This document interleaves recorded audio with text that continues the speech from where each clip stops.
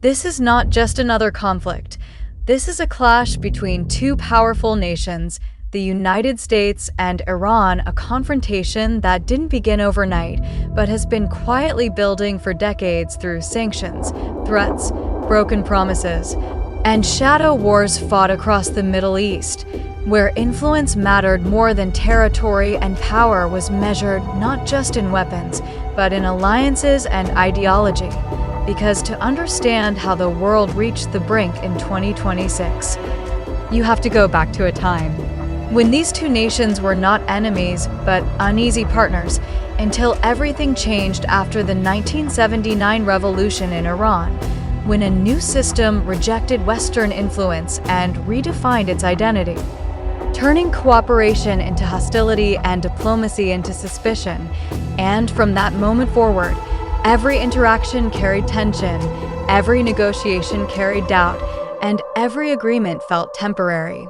Especially when the issue of Iran's nuclear ambitions came into focus, with the United States and its allies believing Iran was moving toward nuclear weapons capability, while Iran insisted it was pursuing energy and sovereignty, creating a cycle where deals were signed and then abandoned, trust built and then shattered, and over the years, this distrust spilled into proxy conflicts across countries like Iraq and Syria, where indirect confrontations replaced direct war. But by the time the world entered the mid-2020s, the pressure had reached a breaking point. Internal unrest inside Iran, economic strain from sanctions, and increasing geopolitical competition pushed both sides closer to confrontation. And then came 2026, the year when silence finally broke, when diplomacy failed at the last moment and missiles replaced meetings, when the sky over Iranian territory lit up with airstrikes targeting strategic facilities, sending a message that this was no longer a warning but an action. And within hours, Iran responded with force, launching missiles and drones toward U.S. military positions across the region, turning tension into open conflict. And suddenly the world was no longer watching a standoff, but witnessing a war unfold in real time, one that spread quickly beyond borders, pulling in regional actors, shaking nearby countries, and raising fears of a wider escalation, because this was never going to stay contained, especially when one of the most critical in global trade, the Strait of Hormuz, became a central point of pressure, with threats of disruption sending shockwaves through global markets, oil prices rising rapidly, economies reacting instantly, and governments scrambling to prepare for what could become a prolonged crisis, because modern war is no longer limited to battlefields. It reaches into economies, technology, and daily life, and alongside missiles and military operations came cyber attacks targeting infrastructure, communication systems, and financial networks, showing that this conflict was being fought on multiple fronts: visible and invisible, physical and digital. And as the days passed, the human cost began to emerge, not just in numbers, but in stories: families displaced, cities shaken, ordinary people caught in extraordinary circumstances, reminding the world that behind every geopolitical strategy are real lives being affected. And while global leaders called for restraint and international organizations pushed for dialogue, the intensity of the conflict made it clear how fragile peace had become in a world where power competition dominates decision-making.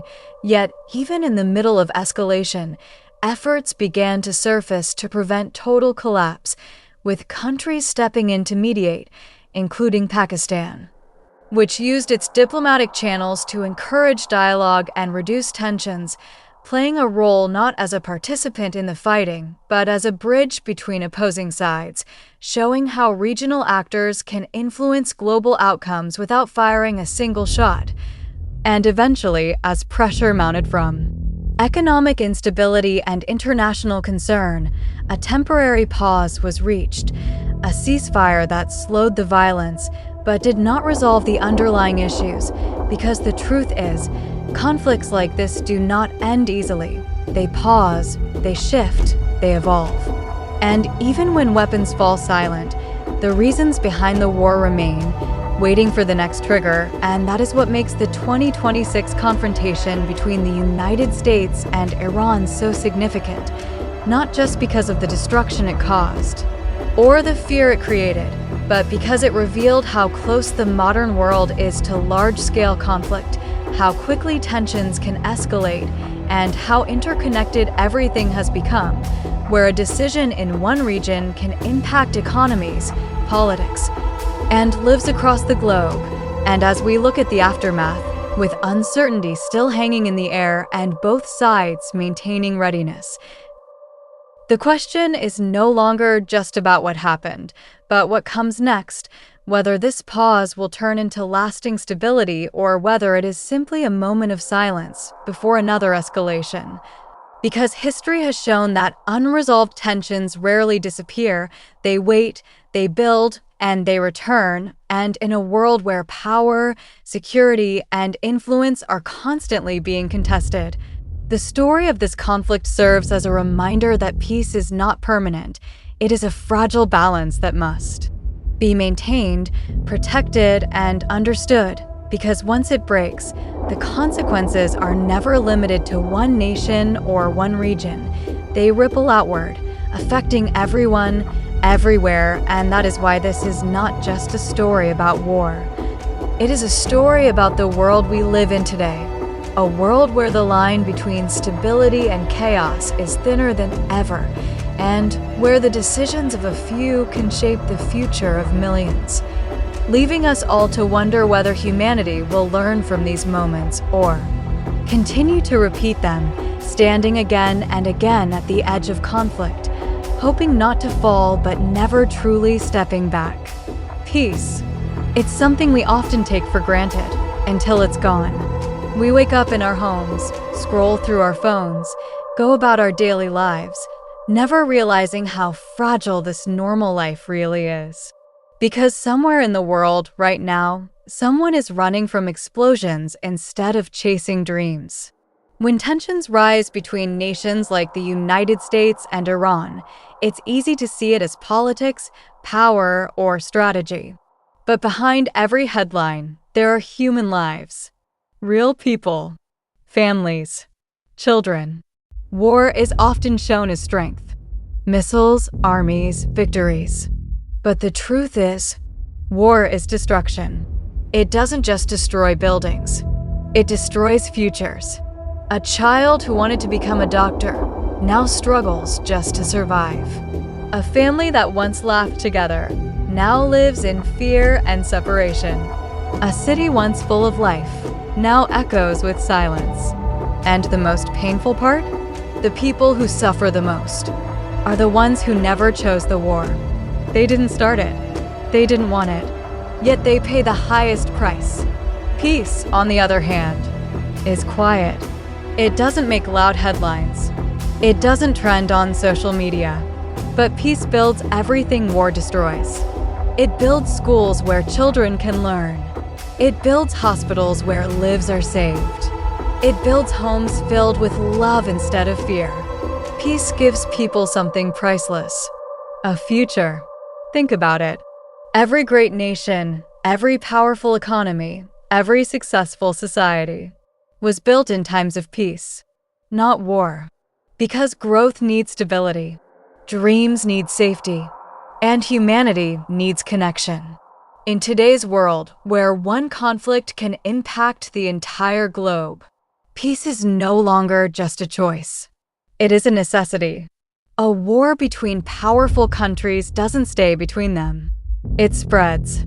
It affects economies, food supplies, energy, and millions of lives far beyond the battlefield. This is why conflicts today are more dangerous than ever, because the world is more connected than ever. But here's the truth most people forget. Peace doesn't just depend on leaders. It starts with people, with awareness, with understanding, with refusing to spread hate. Because wars don't begin with weapons. They begin with division, with anger, with the belief that the other side is the enemy. What if we changed that? What if instead of choosing sides, we chose humanity? What if instead of fueling conflict, we demanded peace? Because at the end of the day, no matter the country, no matter the religion, no matter the language, pain feels the same, loss feels the same, and hope looks the same in every heart. History has shown us again and again. War repeats itself when lessons are ignored, and every generation believes it won't happen again, until it does. So maybe the real question isn't, who will win the next war? Maybe the real question is, will we ever learn to prevent it? Because the future of this world doesn't depend on how powerful we become. It depends on how wisely we choose. So, as you finish this story, don't just see it as a documentary. See it as a reminder, a warning, and most importantly, a responsibility. Choose peace in your words. Choose understanding in your thoughts. Choose humanity in your actions. Because change doesn't start in governments. It starts with us. And remember this: war ends lives, but peace gives them meaning. The world doesn't need more wars. It needs more humans who choose peace. If this story made you think, if it made you realize how fragile peace really is, then this channel is for you. We don't just tell stories. We reveal the truth behind power, fame, and global events. Because understanding the world is the first step to changing it. So hit subscribe and be part of a community that sees beyond headlines.